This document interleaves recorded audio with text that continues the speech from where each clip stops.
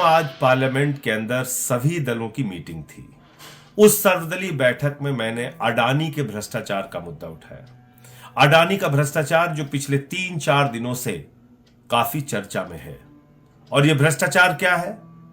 अडानी जो नरेंद्र मोदी जी के करीबी मित्र माने जाते हैं, जिनको मोदी सरकार ने पोर्ट दे दिया, एयरपोर्ट दे दिया, माइनिंग दे दी, जिसको मोदी सरकार ने सीमेंट की फैक्ट्रियां दे दी, जिसको मोदी सरकार ने बिजली के ठेके दे दिए, पानी के ठेके दे दिए, यानी कि सब कुछ उसके नाम पर नीलाम करते जा रहे हैं। उस अडानी ने एक ऐसा फाइनेंशियल फ्रॉड किया, एक ऐसा वित्तीय भ्रष्टाचार किया है जिसको आप सुनेंगे तो हैरान हो जाएंगे।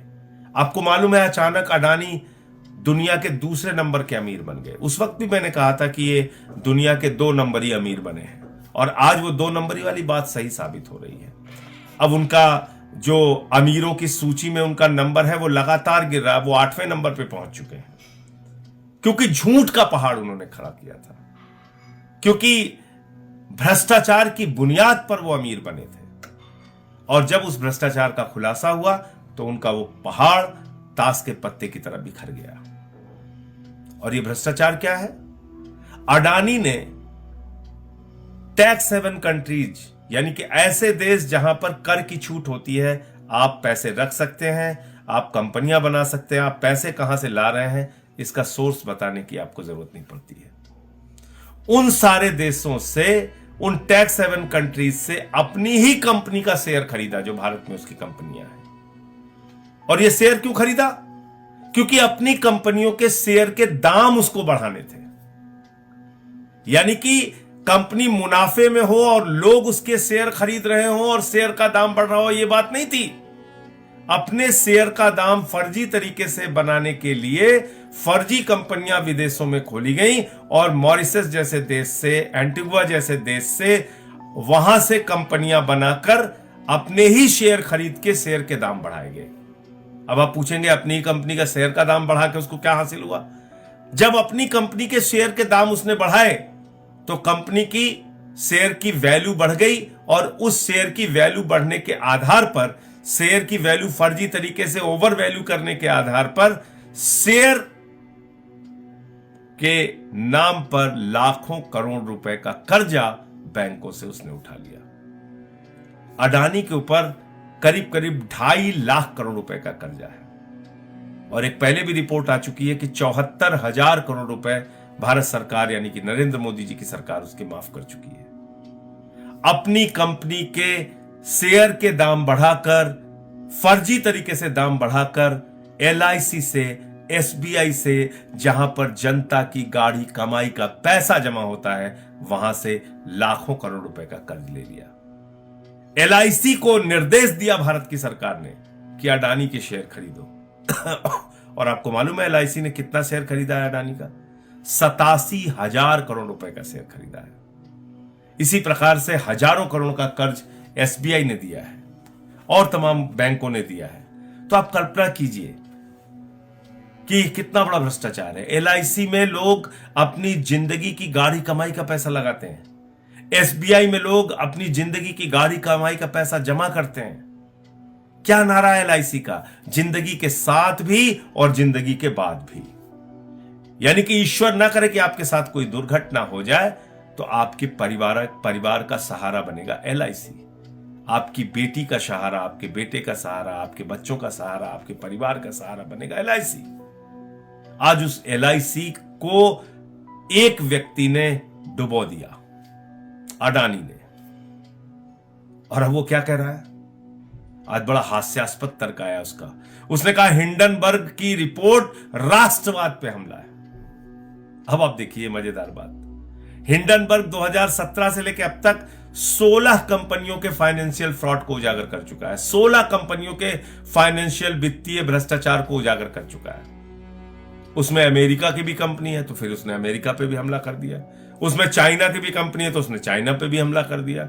उसमें जापान की भी कंपनी है तो उसने जापान पे भी हमला कर दिया। अरे अपने भ्रष्टाचार पे जवाब दो ना, उसमें तो जवाब दे नहीं रही हो कि तुमने फर्जी कंपनियां क्यों बनाई और अपने ही शेयर क्यों खरीदे और शेयर के दाम ओवर वैल्यू करके बैंकों से लाखों करोड़ रुपए का लोन क्यों लिया। जनता की गाढ़ी कमाई का पैसा डुबोया क्यों?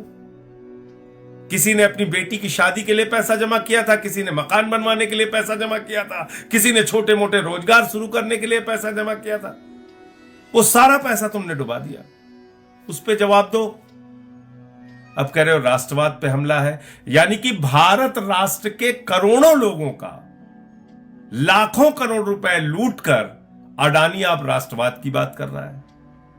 भारत राष्ट्र के लाखों करोड़ की संपत्तियां औने पौने दामों में लेकर उन सरकारी कंपनियों को बर्बाद करके अब अडानी राष्ट्रवाद की बात कर रहा है।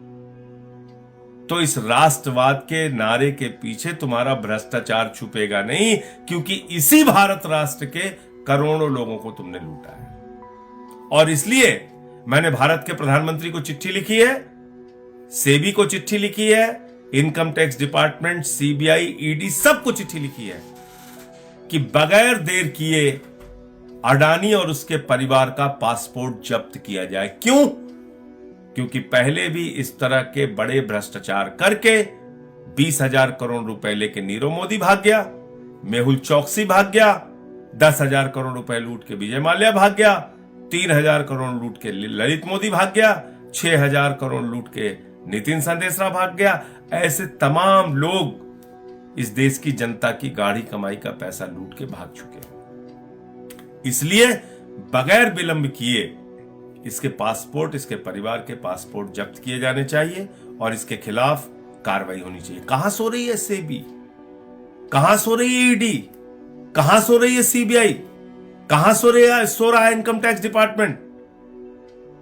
विपक्ष के नेताओं पे कार्रवाई करनी हो तो गर्दन दबाने चले जाते तुरंत। इतना बड़ा भ्रष्टाचार का खुलासा हुआ, अभी तक कोई कार्रवाई नहीं हो रही इन लोगों पे। अडानी के पूरे ग्रुप पे कहीं कोई कार्रवाई नहीं हुई। क्यों? क्योंकि ये भारत के प्रधानमंत्री के सबसे करीबी मित्र हैं। अपने इस करीबी मित्र को नरेंद्र मोदी जी ने 2.5 लाख करोड़ रुपए का कर्जा दिया है, 74,000 करोड़ रुपए माफ किया है अपने इस मित्र का। आप कल्पना कीजिए, आपको अगर नौकरी देने की बात आती है तो कहते हैं -20 डिग्री टेम्परेचर में देश की सेवा करो और 4 साल के बाद रिटायर होकर दर दर की ठोकरें खाओ, अग्निवीर बन जाओ। और आपके लिए रोजगार नहीं, आपके लिए दवाएं नहीं, आपके लिए दूध नहीं, आटा दाल चावल सब महंगा कर दिया। लेकिन एक अडानी के नाम पर पूरा देश गिरवी रखने को तैयार है ये सरकार। इसलिए आज मैंने सर्वदलीय बैठक में मांग की है कि इन मुद्दों के ऊपर सदन में चर्चा कराई जाए और अडानी का जो भ्रष्टाचार है उसके बारे में सरकार जवाब दे। मैंने चिट्ठी भी लिखी है कि इनके पासपोर्ट जब्त किए जाए और चर्चा की मांग इसलिए की है कि आज करोड़ों लोग भयभीत हैं, डरे हुए हैं, चिंता के बादल उनके सर पे मंडरा रहे हैं कि उनकी जिंदगी की गाढ़ी कमाई का पैसा LIC में, SBI में, तमाम बैंकों में डूब रहा है और सरकार सो रही है। जय हिंद।